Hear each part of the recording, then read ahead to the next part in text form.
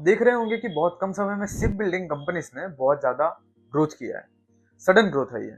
For example Mazagon dock ship builders जिसमें YTD return 150% plus है, Cochin shipyard जिसमें वाईटीडी ग्रोथ 300% प्लस है, and garden reach ship builders जिसमें YTD growth 200% के आसपास है।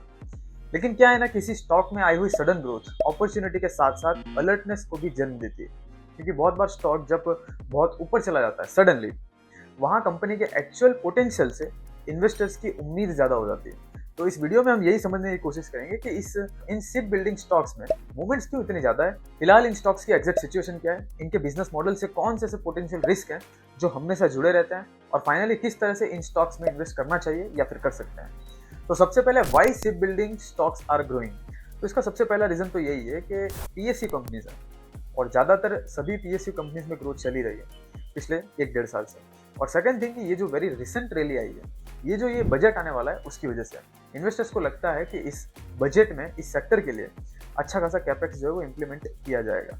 सेकंड थिंग है very strong outlook. Cochin shipyard के पास ऑलमोस्ट 22,000 करोड़ के ऑर्डर्स ऑलरेडी हैं, सिर्फ डोमेस्टिक ही नहीं बल्कि यूरोपियन कंट्रीज से भी अच्छे खासे ऑर्डर्स आ रहे हैं। मार्केट में डिमांड काफ़ी स्ट्रॉन्ग है, जैसे कि ऑर्डर पाइपलाइन है, मतलब जो अपकमिंग ऑर्डर्स आने के चांसेस हैं वो भी काफ़ी स्ट्रॉन्ग है। सेम एज मज़गान डॉक, इनके पास 38,500 करोड़ के ऑर्डर्स हैं, and garden reach ship builders के पास भी ऑलमोस्ट 23,700 करोड़ के ऑर्डर्स। सेकंड थिंग है कैपेक्स इम्प्लीमेंटेशन। तो इंडियन गवर्नमेंट के सपोर्ट से इंडिया में मेक इन इंडिया थीम को बहुत ज़्यादा सपोर्ट मिल रहा है, उसे पुश किया जा रहा है, जिसकी वजह से यहाँ मैन्युफैक्चरिंग सेक्टर बहुत तेज़ी से आगे बढ़ रहा है, जिसमें ये इंडस्ट्री भी इंक्लूडेड है।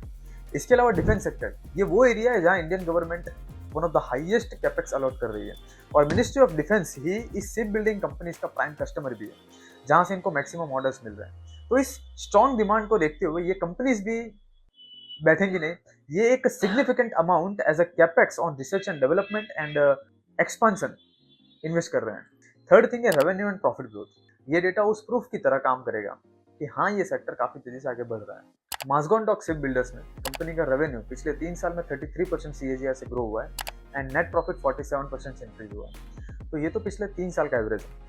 अगर रिसेंट ट्रेंड देखेंगे तो वो इससे भी ज़्यादा इंप्रेसिव है, जिसमें Q4 में कंपनी का रेवेन्यू 49% से इंक्रीज हुआ है, and net profit same quarter में year over year more than 100% increase हुआ है, मतलब डबल हो गया।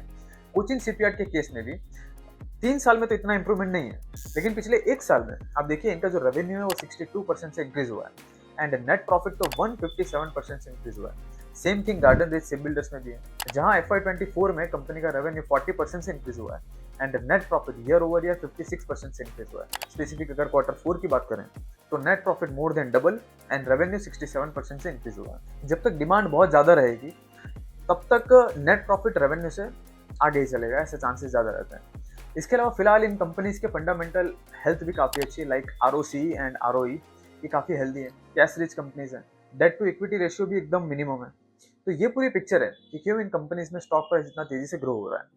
नेक्स्ट थिंग की जो हमने स्टार्टिंग में देखा कि ऐसी सिचुएशन अपॉर्चुनिटीज के साथ साथ अलर्टनेस को भी न्योता देती है, और एक्चुअल रियलिटी पर ऑप्टिमिज्म भारी पड़ जाता है। सिंपली इसे हम ओवर वैल्यूएशन कह देते हैं। जैसे कोचिन शिपयार्ड के एग्जाम्पल से समझते हैं। कोचिन शिपयार्ड का करंट मार्केट प्राइस 2828 रुपये है, प्राइस टू अर्निंग रेशियो अभी फिलहाल 95 के आसपास है, मतलब ऑलरेडी पी रेशियो 2026 के एस्टिमेटेड अर्निंग्स का 95 टाइम्स है, मतलब स्टॉक ओवर वैल्यूड है, और इंडस्ट्री की जो वो 71 के आसपास है। कंक्लूजन ये निकल के आता है कि इस लेवल पर इस स्टॉक को बाय करना शायद सही ना रहे। यहाँ से नियर टर्म प्रॉफिट कर पाना बहुत मुश्किल है, क्योंकि स्टॉक ऑलरेडी इतना सडन ग्रोथ दे चुका है कि अब यहाँ से और बढ़ पाना मुश्किल है, क्योंकि स्टॉक ऑलरेडी ओवरवैल्यूड हो चुका है। हाँ, अगर हम लॉन्ग टर्म के लिए जाते हैं तो इस बिजनेस अपॉर्चुनिटी का ये जो डिमांड है इसका फायदा हम उठा सकते हैं। अगेन इस इंडस्ट्री से जुड़े कुछ मेजर रिस्क भी हैं, जिन्हें अगर हम जान लेते हैं तो इस इंडस्ट्री को जो देखने का थोड़ा नजरिया है वो भी शायद आपका चेंज हो जाए। सबसे पहला रिस्क तो ये है कि हायर एक्सपेंसेस। इन कंपनीज में एक्सपेंसेस बहुत ज़्यादा रहते हैं, क्योंकि इनका जो मेन काम है वो बड़ी बड़ी मशीनरी से जुड़ा हुआ है, जिससे कि जो फिक्स कॉस्ट है, जो लॉजिस्टिक कॉस्ट है, कॉस्ट ओवररन्स है, इन सब के चांसेस ज़्यादा रहते हैं। कॉस्ट ओवररन्स मतलब फॉर एग्जाम्पल एक कॉन्ट्रैक्ट लिया जिसमें as per company estimated cost 1000 बैठेगी, एंड ये कॉन्ट्रैक्ट फॉर एग्जाम्पल 1200 में डन हुआ, मतलब कंपनी का 200 रुपये का मुनाफा। लेकिन कई बार क्या होता है कि वो जो 1000 रुपीज़ की जो कॉस्ट डिसाइड की थी, जो अज्यूम की गई थी, वो कई बार 1100, 1150 या उससे ज़्यादा हो जाती है। तो ऐसे में कंपनीज का प्रॉफिट कम हो जाता है। और ऐसी ऐसी बड़ी बड़ी जो मैन्युफैक्चरिंग कंपनी होती है उनमें ये सब होने के चांसेस ज़्यादा रहते हैं। इसके साथ साथ रियल एस्टेट में भी ऐसा कई बार हो जाता है, क्योंकि बिजनेस मॉडल ही ऐसा है कि आउटर फैक्टर्स पर डिपेंडेंसी काफ़ी ज़्यादा रहती है, like logistics, supply chain etcetera. For example Mazagon dock में देखिए, इनका जो ऑपरेटिंग प्रॉफिट मार्जिन है वो 5 से 6% के आसपास रहता है। पिछले 1-2 सालों से ठीक है ये 10-15% हुआ है। वो भी शायद इसलिए हो सकता है क्योंकि फिलहाल डिमांड बहुत ज़्यादा है और इसलिए मार्जिन इन्होंने बढ़ाए हों। तो ऐसी कंपनी सिलेक्ट करना है जिसमें थोड़ा ओपीएम ज़्यादा रहे। सेकंड रिस्क ये है कि इनकी जो मैक्सिमम डिपेंडेंसी वो गवर्नमेंट पर है। अगर गवर्नमेंट ऑर्डर्स रहेंगे तो ये कंपनीज फलती फूलती रहेंगी। फॉर एग्जांपल इसी चार्ट को हम दोबारा देखते हैं। 2016 से 2021 माजगॉन डॉग के रेवेन्यू में कोई खास ग्रोथ नहीं है, लगभग जीरो ग्रोथ। थर्ड रिस्क ये है कि ये हाईली साइक्लिकल इंडस्ट्री है। एक टाइम पीरियड में डिमांड बहुत ज़्यादा रहेगी और उसके बाद नेक्स्ट टाइम पीरियड में डिमांड एकदम कम रहेगी। तो ये भी एक मेजर रिस्क है।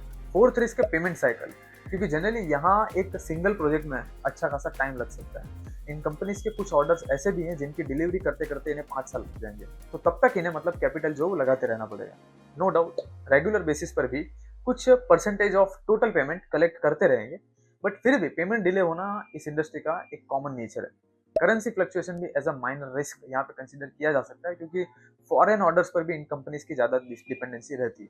बेसिकली ये बिजनेस सराउंडिंग्स पर थोड़ा ज़्यादा डिपेंडेंट रहता है। फाइनली डिपेंड करता है कि इन रिस्क को कौन कितना एंड कहाँ तक सीरियसली लेता है। तो ये कुछ फैक्टर्स थे, positive and negative both, regarding ship building industry, जो अगर आपको अच्छे लगे हो तो आप इस वीडियो को जरूर लाइक कीजिएगा एंड चैनल को भी प्लीज सब्सक्राइब कीजिएगा।